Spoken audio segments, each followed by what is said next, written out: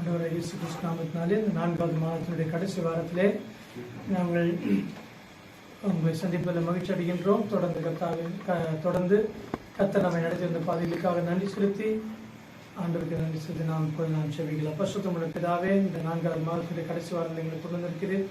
இந்த 4 மாதங்களாக ஆச்சரியமாக அற்புதமாக நடத்தி வருகிறேன். இந்த கொரோனா பரவல் மத்தியிலும் எங்களை பாதுகாத்து சுகத்துற பலத்தோடு காத்திருக்கிற தயவுக்காக நன்றி செலுத்துகிறோம். தொடர்ந்து கர்த்தாவே, இந்த ஆராதனையிலே கலந்து விடுகிறவர்கள், பாடுகிறவர்கள், ஆண்டவரை வார்த்தை ஆண்டவர் எல்லாவற்றையும் ஆசிரியத்துக் கொடுக்க ஜெபிக்கிறோம். ஆண்டவருக்கு ஒவ்வொருவரையும் ஆசிரியம் தொடர்ந்து கர்த்தாவின் நாமத்தை மயப்படுத்துகிறார், பெரிய காரியங்களை செய்கிறார். எங்களை தேவையை சொந்தீர் எல்லாவற்றையும் பார்த்துக்கொள்ளும். இயேசு ஜெபிக்கிறோம் பிதாவே. வேதத்திலிருந்து ஒரு பகுதியை நாம் வாசிக்கலாம்.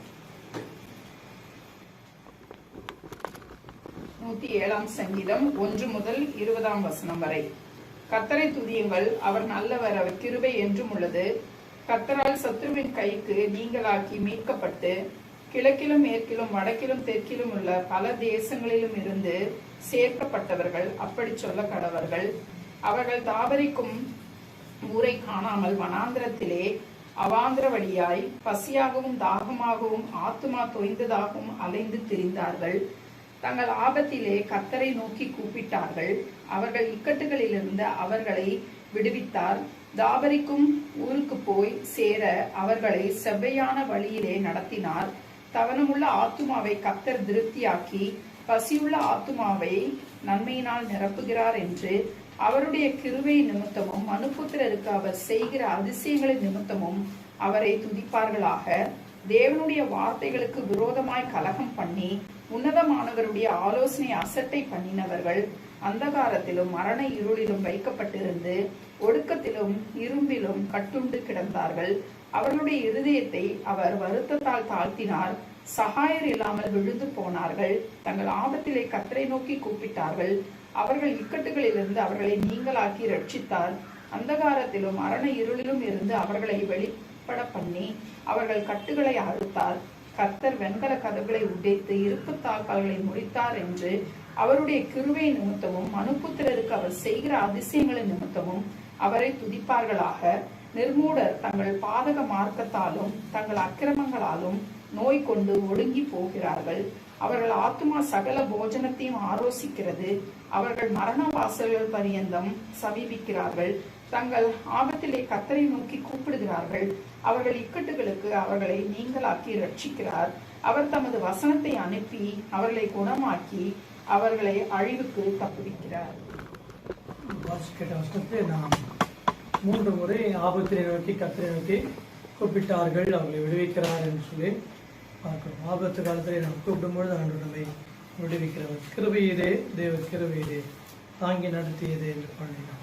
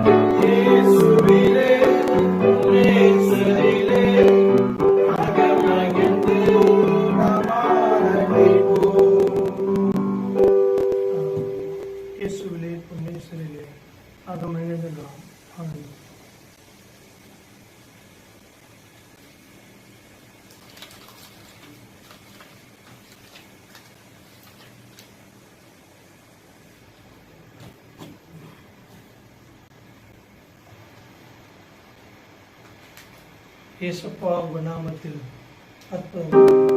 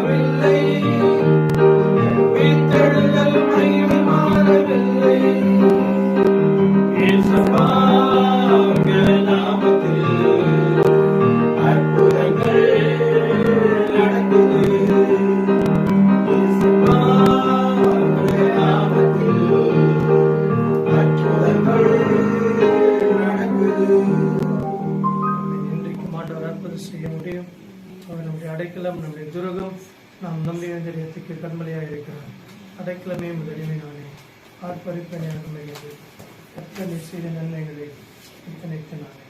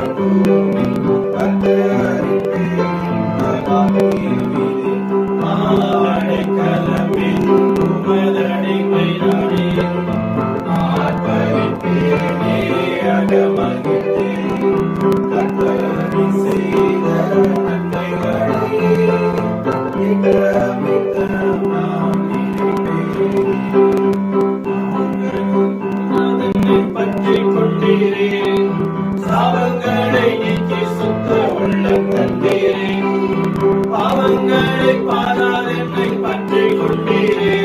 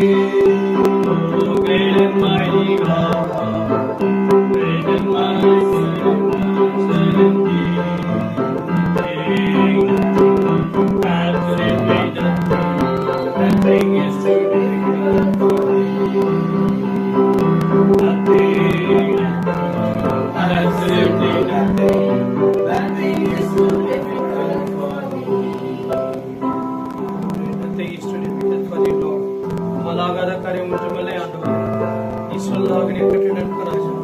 சர்வவல்லமையுள்ள தேவனே உம்மை துதிக்கிறோம், ஸ்தோத்திரிக்கிறோம். தேவாதி தேவனே உமக்கு நன்றி ராஜா. கிருபையின் தேவனே உமக்கு ஸ்தோத்திரம்.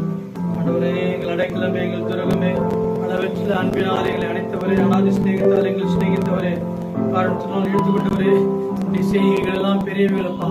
வழியில் விழாதபடி அந்தகாரம் இருந்து ஆச்சரியமான வழியிடத்திலே வரவழைத்துடைய புண்ணியங்களை அறிவிக்கும் ராஜாக்கள் மாசுகளை மாற்றிருக்கிறவரே, கொலையான செய்தியில் எங்களை தூக்கி எடுத்தவரே, உம்மை துதிக்கிறோம், ஸ்தோத்திரிக்கிறோம், உம்மை துதிக்கிறோம், உம்மை வாழ்த்துறோம், அணுகிறோம், உம்மை போற்றுகிறோம் கர்த்தாவே. சர்வவல்லமையுள்ள தேவனே உமக்கு நன்றி ராஜா. Thank you Lord Jesus. Hallelujah. எங்களை என்ன கண்ணை வைத்து ஆலோசனை சொல்லுகிற தேவன், நடக்க வேண்டிய வழிகளை காட்டுகிற தேவனே, உம்மை துதிக்கிறோம் ஆண்டவரே, உம்மை ஸ்தோத்திரிக்கிறோம் ராஜா. We praise you Lord, we exalt you, we magnify your name. உம்மை ஆராதிக்கிறோம் ஆண்டவரே, உம்மை ஸ்தோத்திரிக்கிறோம், வாழ்த்துகிறோம். கர்த்தரே, காலத்தில் ஸ்தோத்திரிப்பேன், துதி எப்பொழுதும் வாயில் ஆண்டவரே. எல்லா சூழ்நிலையும் நாங்கள் துதிக்க முடியும். சந்தோஷமான வேலையிலே, பலவீனமான வேலையிலே, சுகவீனமான நேரத்திலே உம்மை துதிக்க முடியும் ஆண்டவரே. உம்மை ஸ்தோத்திரிக்கிறோம் கர்த்தாவே. ஆசீர்வாதமான நாட்களிலும் ஆண்டவரே, துக்கமான நாட்களும் உம்மை துதிக்க முடியும். உம்மை துதிக்கிறோம், உம்மை ஸ்தோத்திரிக்கிறோம், உம்மை வாழ்த்துகிறோம், அணுகுகிறோம், போற்றுகிறோம் ஆண்டவரே. தேவாதி தேவனே உமக்கு நன்றி, நன்றி, நன்றி ராஜா. நன்றி ஆண்டவரே. நன்றியோடு உம்மை துதிக்கிறோம் கர்த்தாவே.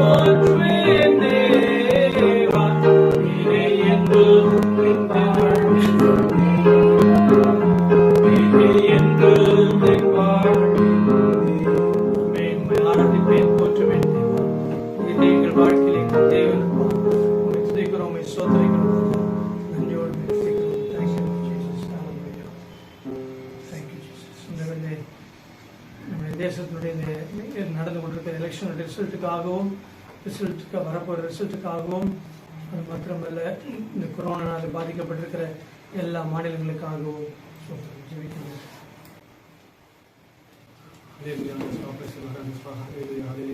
சர்வவல்லமுள்ள தேவனும் சோதரமுள்ள பரிசுத்தமுள்ள எங்கள் நல்ல பிதாவே சோதரமுள்ள அந்த அருமையான தனது நோக்கி பார்த்து இந்த கிருபைக்காக கோடானுக்கு நன்றி ஆண்டவரே.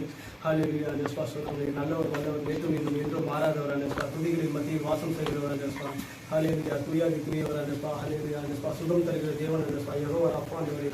ஹல்லேலூயா. ஒரு விஷயம் அந்த அண்ணன் தமிழ் எலெக்ஷன் ரிசல்ட் நம்ம கரங்களில் ஒப்புக்கொடுக்கிறோம் அந்த ரெண்டாம் வரை இருக்கும் ரிசல்ட் அந்த சொல்கிறோம் உங்களுடைய சித்தத்தின்படி வரலாம் அந்த ஹல்லேலூயா. உமக்கு பயந்தவர்கள் அந்த ஆட்சிக்கு ஒருபடி அந்த நாங்கள் ஜெபிக்கிறோம் அந்த ஹல்லேலூயா.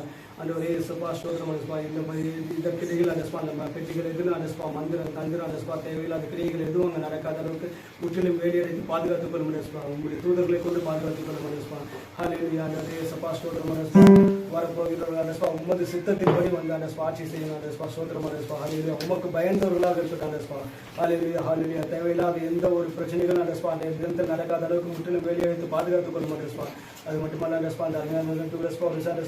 கொரோனாவுக்கு இந்த இரண்டாம் கொரோனாவுக்கு ஜெபிக்கிற கொரோனா நிமித்தமாக அந்த எத்தனையோ பேர் பாதிக்கப்பட்டிருக்காங்க அந்த ஹல்லேலூயா. அந்த கணக்கு லட்சக்கணக்கில் அந்த எத்தனை பேர் பாதிக்கப்பட்டு ஒவ்வொரு உயிரிழந்திருக்காங்க அந்த ஹல்லேலூயா. ஒவ்வொருவரையும் அந்த சோதனை உயிரிழந்து அத்தனை ஆத்துமாக்களை அந்த நீர் ஆதாய ஹல்லேலூயா. நீர் ஆசீர்வதியும் அந்த சோதரம் சோதரம் சோதரம் பாதிக்கப்பட்டிருக்கிற ஒவ்வொருவரையும் அந்த பரிபூர்ண சுகத்தை கட்டளையிடும் அந்த சோதரம் இந்த நிமித்தம் அந்த தமிழ்நாட்டில் அந்த அதிகமாக அந்த இறப்பு விகிதம் அதிகமாக இருக்குன்னு சொல்லியிருக்காங்க அந்த ஹல்லேலூயா. அந்த எல்லாவற்றையும் நீர் மாற்றி போடும் அந்த சகலத்தையும் நீர் நன்மைக்கு எதுவாக மாற்றுகிற தேவன் அந்த ஹல்லேலூயா. உம்மால் கூட அந்த காரியம் ஒன்றும் இல்லை அந்த நீர் சொல்லாகும் நீர் கட்டளையிட்டு நிற்கும் அந்த இம்மட்டும் மிஞ்சி வராதே என்று சொல்லிடுறேன் அந்த சோதரம். இனிமேல் அந்த இந்த கொரோனாவின் அலைகள் அந்த முற்றிலும் முடியட்டும் அந்த இதன் வீரியம் முற்றிலும் ஒளிந்து போகட்டும் அந்த சோதரம் அந்த இந்த இந்தியா முழுவதும் கொரோனா ஃப்ரீ நேஷனாக மாறட்டும் அந்த ஹல்லேலூயா. இந்த மகாராஷ்டிரா மாநில உத்தரப்பிரதேசம் இது போன்ற பகுதிகளும் கரங்களும் கூப்பிடுகிறோம் இந்த பகுதியெல்லாம் அந்த பாதிக்கப்பட்டவர்கள் விகிதம் அதிகமாக இருக்கு அந்த ஹல்லேலூயா.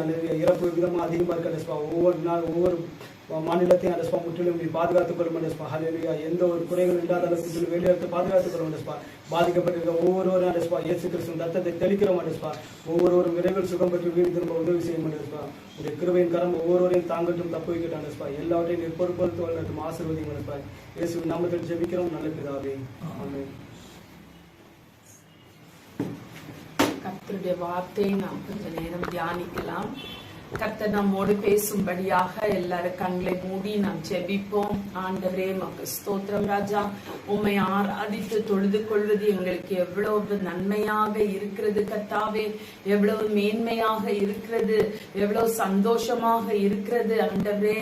அதற்காக உங்களுடைய பிரசன்னத்தினால் நீர் எங்களை நிரப்பினதற்காக உமக்கு ஸ்தோத்திரம் ஆண்டவரே. இப்பொழுதும் நீர் உம்முடைய வார்த்தையை கொண்டு எங்கள் ஒவ்வொருவரோடும் பேசும். நீ பேசும், நாங்கள் கேட்கிறோம். இயேசுவின் நாமத்திலே கேட்கிறேன் பிதாவே. இந்த நேரத்திலே கலாத்தியர் 1ஆம் அதிகாரம் 10ஆம் வசனத்தை நாம் எல்லாரும் எடுத்து வாசிக்கலாம். கலாத்தியர் 1ஆம் அதிகாரம் 10ஆம் வசனம். இப்பொழுது நான் மனுஷரையா தேவனையா யாரை நாடி போதிக்கிறேன்? மனுஷரையா பிரியப்படுத்த பார்க்கிறேன்? நான் இன்னும் மனுஷரை பிரியப்படுத்துகிறவனாய் இருந்தால் நான் கிறிஸ்துவின் ஊழியக்காரன் அல்லவே. இந்த இடத்திலே பவுலப்போஸ்தலன் கலாத்து சபைக்கு எழுதுகிற ஒரு வசனம் இது. கலாத்து சபைக்கு ஏன் பவுலப்போஸ்தலன் ஒரு நிருபம் எழுதுகிறார் என்றால், இயேசுவின் மூலமாய் இயேசுவின் மேல் வைத்த விசுவாசத்தினாலே ரட்சிக்கப்பட்ட இந்த கலாத்து சபையில் சேர்க்கப்பட்ட ஜனங்கள் கொஞ்சம் நாள் செல்ல செல்ல அவர்களாகவே மற்ற யூதர்கள் மற்றவர்கள் கற்றுக் கொடுத்த ஒரு சில காரியங்களை வைத்துக் கொண்டு தாங்களாகவே எதையோ செய்து மனுஷரை பிரியப்படுத்தி நடக்கிறதை அவர் கேள்விப்படுகிறார். அவர்களை சீர் செய்யும்படியாக டு கரெக்ட் them, அவர்கள் செய்கிறது தவறு, கிருபையினால் தான் ரட்சிப்பு வருகிறது, கிரியையினால் ரட்சிப்பு உண்டாகிறது இல்லை என்றதை விளக்கும்படியாக இந்த நிருபத்தை அவர் எழுதுகிறார். அப்படி எழுதும் பொழுது அவர் ஜனங்களை பார்த்து ஒரு காரியம் கேட்கிறார். மனுஷரையா பிரியப்படுத்த பார்க்கிறேன்? நான் இன்னும் மனுஷனை பிரியப்படுத்துகிறவனாய் இருந்தால் நான் கிறிஸ்துவின் ஊழியக்காரன் அல்லவே. இயேசு கிறிஸ்துவினால் தெரிந்து கொள்ளப்பட்டு ஒரு சபையிலே சேர்க்கப்பட்டு சபை ஆராதனை கலந்து கொண்டிருக்கிற நம் ஒவ்வொருவரையும் பார்த்து நாம் கேட்டுக்கொள்ள வேண்டிய ஒரு கேள்வி இருக்கிறது. நான் இன்னும் மனுஷரையா பிரியப்படுத்த பார்க்கிறேன்? நம்ம எல்லாரும் கேட்கணும், நம்மளை பார்த்து மனுஷரையா நாம் பிரியப்படுத்தி கொண்டு இருக்கிறோம் அல்லது தேவனை நாம் பிரியப்படுத்தி கொண்டு இருக்கிறோமா? இந்த கேள்விக்கு பதில் நம் ஒவ்வொருவருக்கும் கிடைக்கும். நமக்கு தான் தெரியும் நம்ம என்ன செய்து கொண்டு இருக்கிறோம் என்று. மனுஷரை பிரியப்படுத்துகிற என்ற வார்த்தை அங்க யூஸ் பண்ணிருக்காங்க. ஆங்கிலத்திலே pleasing God என்று வராமல் am I looking for approval from men? அந்த வேர்ட் என்ன யூஸ் பண்ணப்பட்டிருக்கு?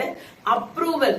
மனுஷர் என்னை ஏற்றுக்கொண்டு இவன் செய்வது சரி, இவன் செய்வதுதான் நல்லது என்று மனுஷர் சொல்ல வேண்டும் என்று நான் வாழ்கிறேனா என்கின்ற நோக்கத்திலே, என்கின்ற அர்த்தத்திலே இந்த பகுதியை பவுலப்போஸ்தலன் சொல்லுகின்றார்.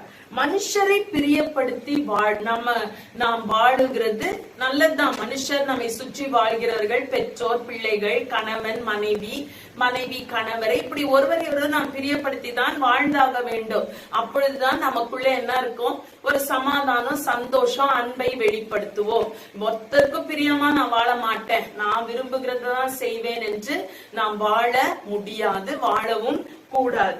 நான் இங்க என்ன சொல்ல எந்த அர்த்தத்திலே சொல்லப்பட்டு இருக்கிறது என்றால், என்னுடைய செல்ஃப் வர்த், என்னுடைய அடையாளம், என்னுடைய மதிப்பு மற்றவர்கள் என்னை ஏற்றுக்கொள்ளுகிறதில் தான் இருக்கிறதா? அதுதான் கேள்வி. நாம் ஒவ்வொருவருடைய அடையாளமோ எங்க இருக்கிறது? நாம் ஒவ்வொருவருடைய ஏற்றுக்கொள்ளுகிற செல்ஃப் வர்த் என்ன ஆங்கிலத்துல சொல்றாங்க, அந்த சுய மதிப்பு வந்து மற்ற மனுஷர் என்னை ஏற்றுக்கொள்வது, மற்ற மனுஷர் என்னை பார்த்து இவன் நன்றாக செய்து விட்டான், இவன் எங்களுக்கு பிரியமாய் நடக்கிறான், இவன் செய்வது சரி என்று அவர்கள் சொல்லுவதையா நாம் இன்னும் நாடிக்கொண்டு இருக்கிறோம்.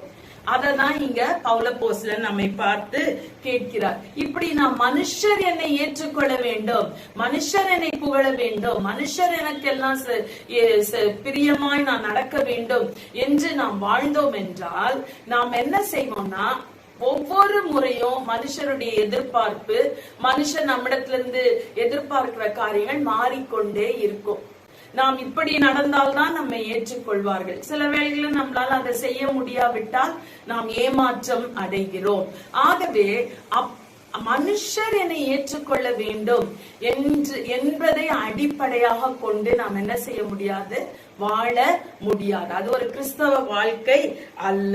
அப்படி நம்ம யோசித்தோம்னா நம்ம என்ன யோசிச்சுட்டே போவோம்? நான் இதை சாதிக்கணும், நான் அதை சாதிக்கணும், நான் இப்படி மேன்மையா வரணும், இவங்களுக்கு பிரியமா, இவங்க என்ன பார்த்து ஏற்றுக்கொள்ளணும், இவங்க என்ன அப்ரூவ் பண்ணணும். இப்படியே நாம் எவ்வளவு நாட்கள் வாழ்ந்து கொண்டு இருக்க போகிறோம்?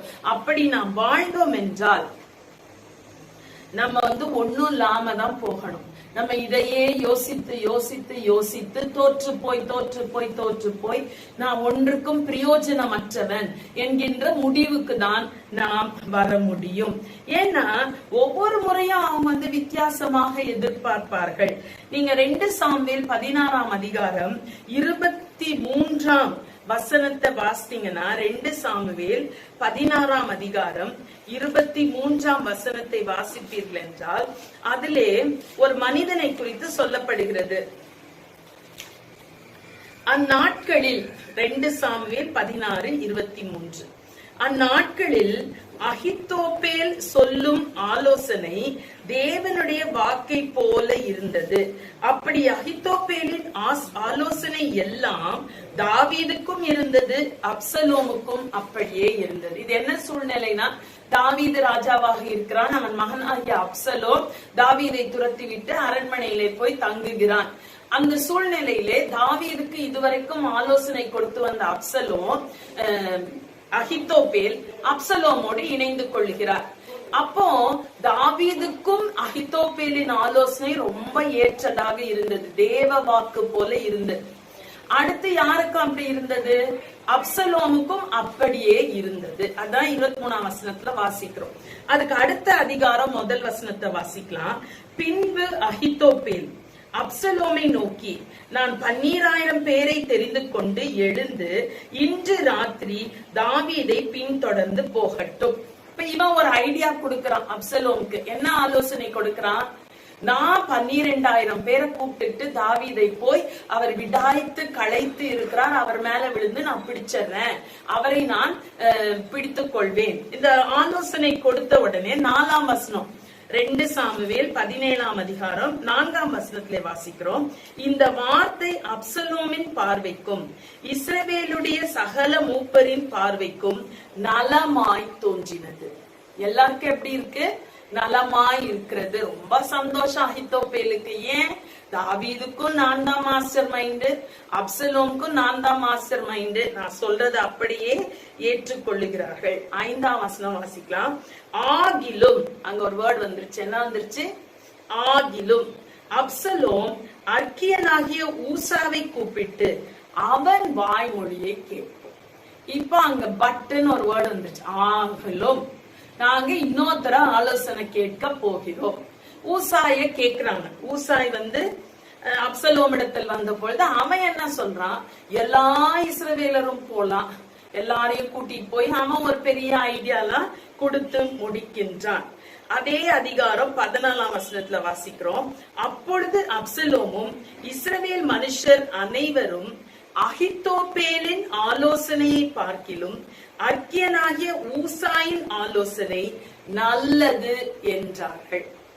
இப்ப எல்லா குரூப்பும் இவ்வளவு நேரம் என்ன சொல்லிட்டு இருந்தாங்க? அகித்தோப்பேலின் ஆலோசனை தான் சிறந்த ஆலோசனை, தேவ வாக்கு. இப்ப ஊசாய் ஒரு ஆலோசனை கொடுத்தது. இப்ப என்ன சொல்றாங்க? அகித்தோப்பேலின் ஆலோசனையை விட யாருடைய ஆலோசனை நல்லதா இருக்கு? ஊசாயின் ஆலோசனை நல்லது. ஒருவேளை அது நல்லதாக இருந்திருக்கலாம். அந்த சூழ்நிலை நமக்கு அவ்வளவுதான் புரிய முடியும். நல்லது என்று அவர்கள் ஏற்றுக்கொள்ளுகிறார்கள். இப்படி அவர்கள் ஏற்றுக்கொண்ட உடனேயே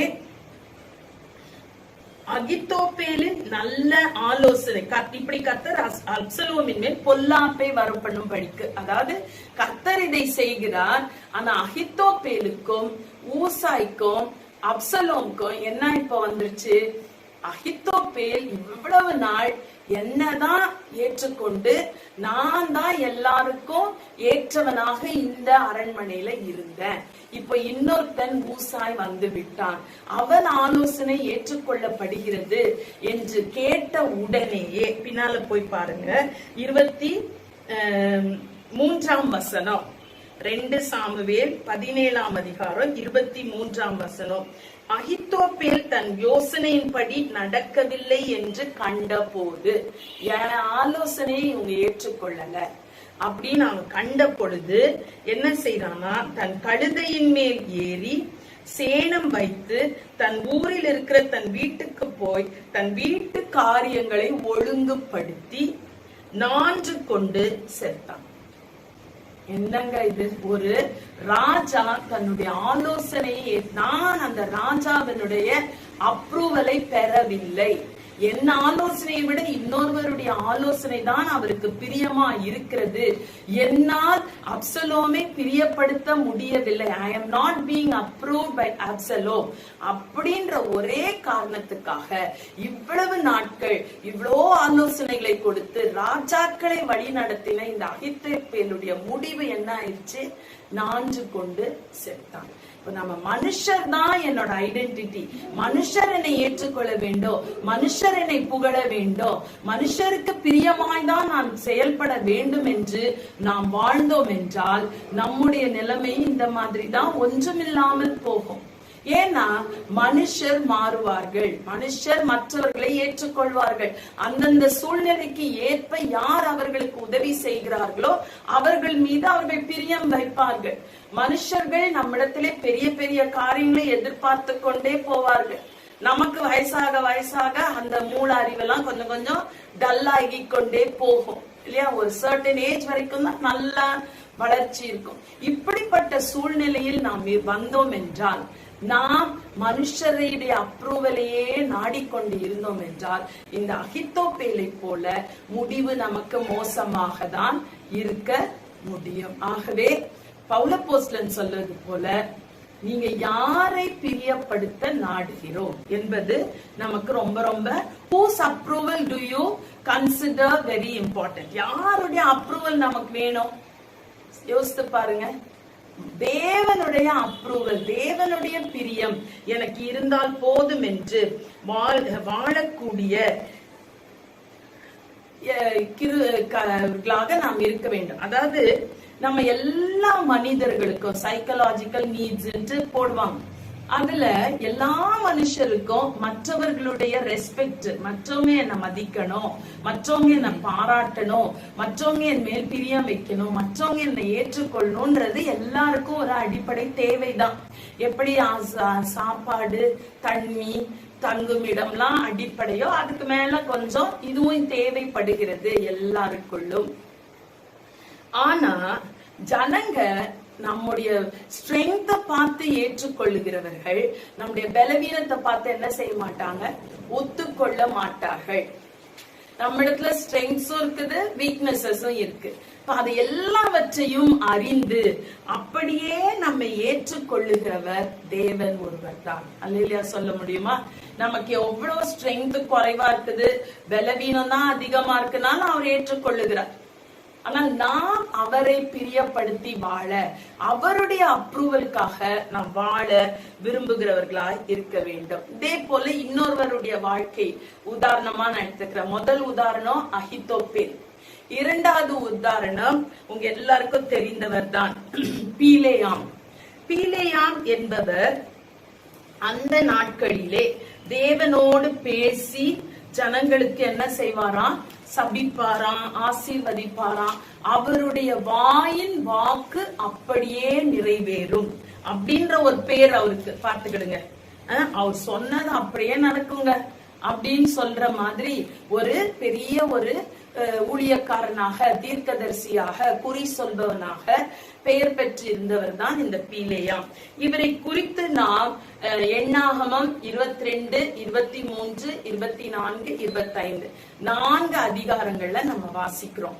இந்த 4 அதிகாரங்கள்ல நாம் பாக்குறது என்னன்னா, முதல் வசனத்துல இஸ்ரவேல் ஜனங்கள் பிரயாணம் புறப்பட்டு எங்க போறாங்களாம், எரிகோவின் கிட்ட இருக்கும் யோர்தானுக்கு இக்கரையிலே மோவாபின் சமனான வெளிகளில் பாளையம் இறங்கினார்கள். இவங்க எங்க பாளையம் இறங்குறாங்க, மோவாபின் சமவெளியில் பாளையம் இறங்குறாங்க. இவங்க ஊர் உள்ள இருக்கு. அந்த மலை மேல நின்று பார்க்கும் பொழுது இந்த மோவாப் ராஜா தான் பாலாக் என்பவர். அவன் என்ன செய்கிறான், நீங்க இந்த அதிகாரங்களை நீங்க அப்படியே கரெக்டா நீங்க வாசி போனீங்கன்னா உங்களுக்கு புரியும். அவன் என்ன செய்கிறான், பீலேயாம் இடத்துல ஆள் அனுப்பி அவனுக்கு நிறைய கூலி கொடுத்து, நீ வா, நீ வந்து இங்கு ஒரு பெரிய திரள் கூட்டமா ஒரு ஜனங்கள் இருக்கிறாங்க, நீ அவர்களை சபித்து விடு, நீ சபித்து விட்ட பின்பு நான் போய் அவர்களோட சண்டை போட்டு நான் ஜெயித்துக் கொள்ளுகிறேன் என்று சொல்லி அவன் கூப்பிடுகிறான். பாலாக் சொல்லி அனுப்பின உடனே பீலேயாம் ஆண்டவருடைய, அவன் சொல்றான், ராத்திரி நீங்க இங்க தங்கிருங்க, நான் போய் என் ஆண்டவரிடத்தில் கேட்டு விட்டு நான் உங்களுக்கு பதில் சொல்லுகிறேன் என்று சொல்லி பீலேயாம் ஸ்டார்ட் நல்லா தான் பண்ணார். ஆரம்பம் நன்மையானதாக தான் இருந்து, வெயிட் பண்ணுங்க, கர்த்தர் எனக்கு சொன்னா நான் வருவேன், சொல்லாவிட்டால் நான் வரமாட்டேன். போய் ஜெபிக்கிறான்.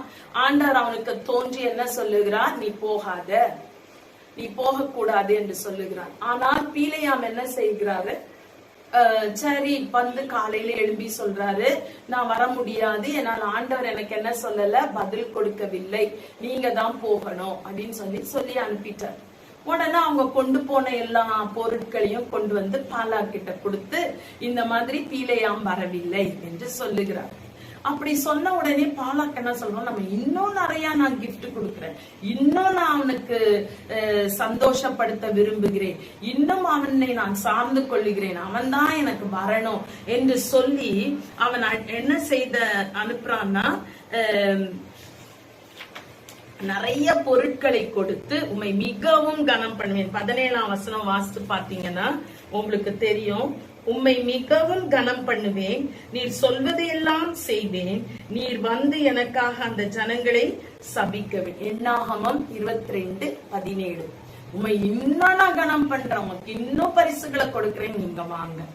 அப்ப திருப்பி அவர் என்ன செய்கிறார், எவ்வளவு பணம் கொடுத்தாலும் என்ன நீங்க வாங்க முடியாதுன்னா ஸ்டார்ட் பண்றாரு. ஆனா அடுத்து அவர் என்ன செய்கிறார், சரி தங்கி இருங்கள், நான் போய் ஜெபிக்கிறேன். அப்படி ஜெபிக்கும் பொழுது ஆண்டவர் அவரை போன்னு சொல்லிடுறாரு. அதன் பின்பு உங்களுக்கு நடந்த சம்பவங்கள் தெரியும். போகும் பொழுது வழியிலே கழுதை அவரை நிறுத்தியது, பேசியது, இதெல்லாம் நடக்குது. ஆனாலும் அவை எல்லாவற்றையும் மீறிக்கொண்டு பிலேயாம் என்ன செய்கிறார்? பாலாக் கூப்பிட்ட இடத்துக்கு போகிறார். பாலாக் கூட்டிட்டு போய் முதல்ல எந்த இடத்துல வைக்கிறாரு? கீரியாத் ஊசோத் என்கின்ற ஒரு கொடுமுடி, அதாவது ஒரு ஹை பிளேஸ், ஒரு மலை உச்சி மாதிரி இருக்கு. அந்த இடத்துல போனாதான் இந்த ஜனங்களை பார்க்க முடியும், தூரத்துல இருந்து பார்க்க முடியும். அதற்காக அங்க கூட்டிட்டு போனதும் 7 பலிபீடங்களை கட்டி 7 பலிகளை செலுத்தி எல்லாம் செய்ய வேண்டியதெல்லாம் நேர்த்தியாக நடக்கிறது. ஆனால் பிலேயாம் போய் நான் ஆண்டவரோட பேசிட்டு வரேன்னு போயிட்டு வந்து சொல்றாரு, அவங்கள நான் என்ன செய்ய முடியாது, நான் சபிக்க முடியாது. தேவன் சபிக்காதவனை நான் எப்படி சபிப்பேன்?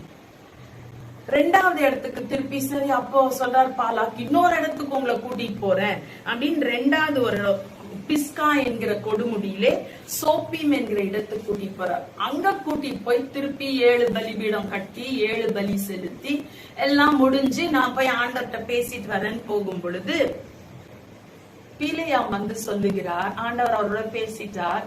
அவர் சொல்லுகிறாரு, ஆசீர்வதிக்க கட்டளை பெற்றேன். நான் அந்த வசனம் மட்டும் வாசிக்கலாமா? 20வது வசனம், 23ஆம் அதிகாரம் 20வது வசனம். இதோ ஆசீர்வதிக்க கட்டளை பெற்றேன், அவர் ஆசீர்வதிக்கிறார், அதை நான் திருப்பக்கூடாது. அல்லேலூயா. இஸ்ரவேல் ஜனங்களை பார்த்த உடனேயே பிலேயாமுக்கு ஆண்டவர் சொன்ன வார்த்தை, நீ கொடுத்த கட்டளை, கவனிங்க நல்லா, கட்டளை கொடுக்கப்படுகிறது. என்ன கட்டளை? ஆசீர்வதிக்க கட்டளை பெற்றேன், அவர் ஆசீர்வதிக்கிறார், அதை நான் திருப்பக்கூடாது. இதெல்லாம் நமக்கு ஒரு வாக்குத்தத்தமா எடுத்துக்கொள்ளுங்கள். நமக்கு விரோதமாய் யார் போய் சபிக்க வேண்டும் என்று அவர்கள் நினைத்து எதை செய்தாலோ ஆண்டவர் அவர்கள்ட்ட என்னதான் சொல்லுவாரு? ஆசீர்வதிக்க தான் கட்டளை கொடுப்பார். எத்தனை பேர் விசுவாசிக்கிறீங்க? ஆசீர்வதிக்க கட்டளை பெற்றேன், அவர் ஆசீர்வதிக்கிறார். தேவன் நம்மை இஸ்ரவேல் ஜனங்களை தேவன் ஆசீர்வதிக்கிறார்.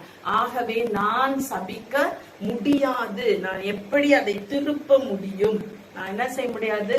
அவங்க ஆசீர்வாதத்தை நான் திருப்ப முடியாது. இது 2வது இடத்துல நடக்கிறது.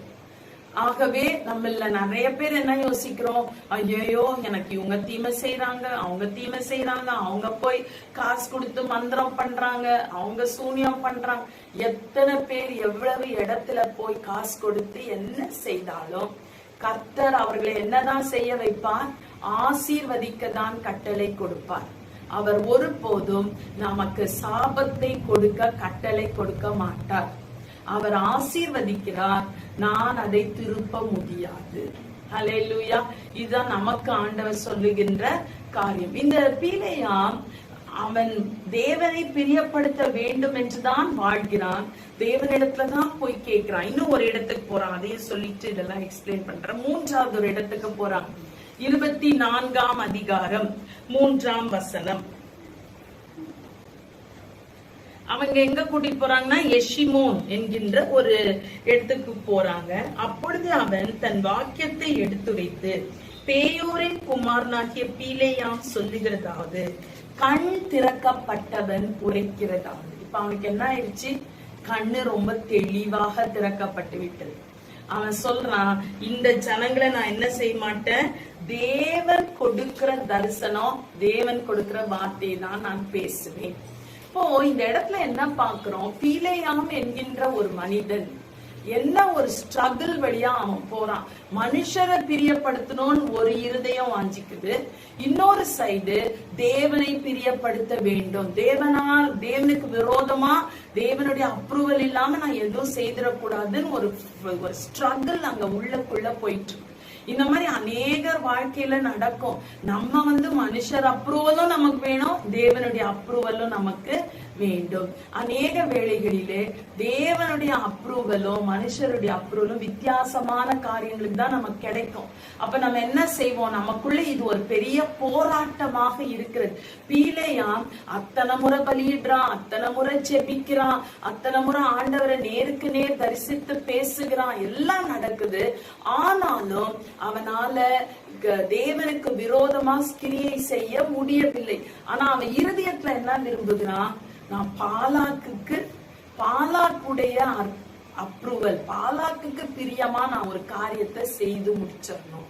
ஏன்னா இவ்வளோ என்னை கனப்படுத்தி, இவ்வளோ நான் சொல்றத கேட்டு எல்லா இடத்துலயும் பலி செலுத்தி எல்லாம் பண்ணிட்டான். அதனால பாலாக்குக்கு பிரியமா நான் ஏதாவது ஒன்றை செய்ய வேண்டும்.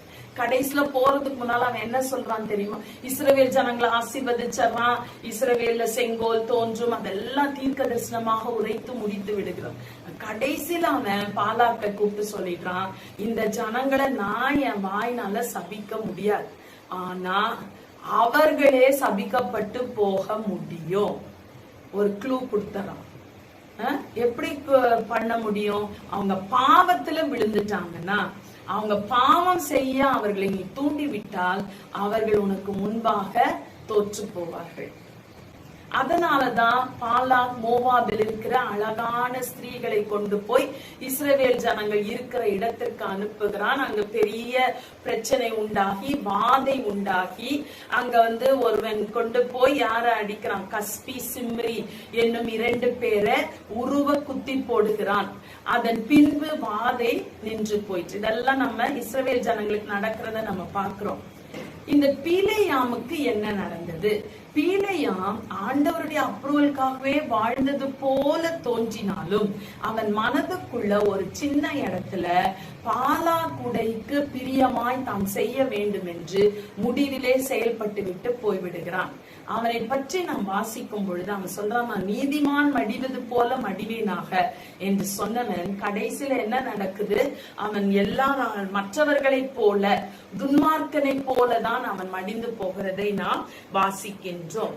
ஆகவே நம்முடைய வாழ்க்கையில எதுக்கு இந்த ஸ்ட்ரகிள், பீலேயாம் போன ஸ்ட்ரகிள் மாதிரி நமக்கு அந்த போராட்டம் நமக்கு வேண்டாம். நம்ம முற்றிலுமாக என்ன செய்வோம், ஆண்டவரே நான் உண்மை பிரியப்படுத்தி வாழுகிறேன், நீங்க செய்யன்னு சொல்றத செய்வேன், செய்யாதன்னு சொல்றத நான் செய்ய போவது இல்லை என்று அவரிடத்திலே ஒப்பு கொடுக்கும் பொழுது, இதனால் சில வேளைகளிலே மனிதர்கள் ஹர்ட் ஆகலாம், வேதனைப்படலாம். இவ்வளோ நான் உனக்கு செஞ்சேனே, நீ எனக்கு செய்யலையே நம்மள கேட்கலாம். ஆனா அது நமக்கு அது அவசியம் இல்லை. அவங்க சில வேளைகளில் அப்படி ஆனாலும் கர்த்தரை பிரியப்படுத்துவதுதான் நமக்கு எப்படி இருக்கணும், முக்கியமாக கர்த்தருடைய அப்ரூவல் எனக்கு வேண்டும் என்பதுதான் நமக்கு முக்கியமாக இருக்க வேண்டும்.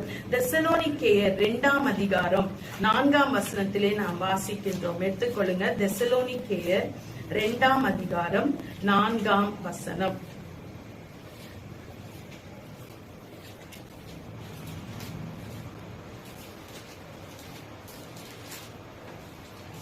சுவிசேஷத்தை எங்களிடத்தில் ஒப்புவிக்கத்தக்கதாய் தேவன் எங்களை உத்தமரென்று எண்ணியபடியே நாங்கள் மனுஷருக்கு அல்ல, எங்கள் இருதயங்களை சோதித்தருகிற தேவனுக்கே பிரியம் உண்டாக பேச. அப்ப பவுலுடைய ஸ்டாண்ட் என்ன?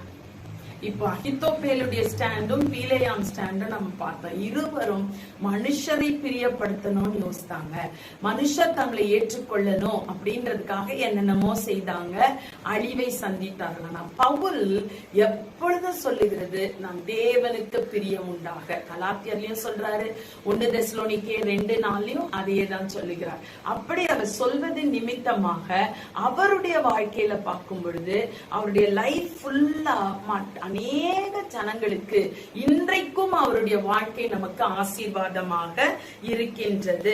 அவருக்காக நம்ம கிரியை செய்ய தேவன் நமக்கு உதவி செய்வாராக. இன்னும் ஒரு மனிதனை குறித்து நான் சொல்லி முடித்து விடுகிறேன், தாவீது.